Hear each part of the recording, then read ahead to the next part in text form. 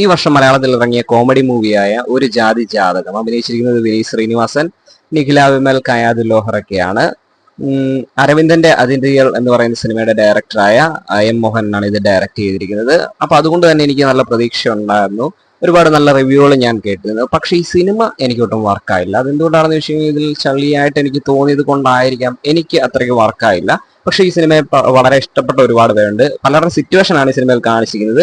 35 വയസ്സ് കഴിഞ്ഞിട്ടും നല്ല ഏജ് ഉണ്ടായിട്ടും കല്യാണം നടക്കാതെ പോകുന്ന ഒരാളുടെ അവസ്ഥയാണ് ഈ സിനിമയിൽ കാണിച്ചിരിക്കുന്നത്.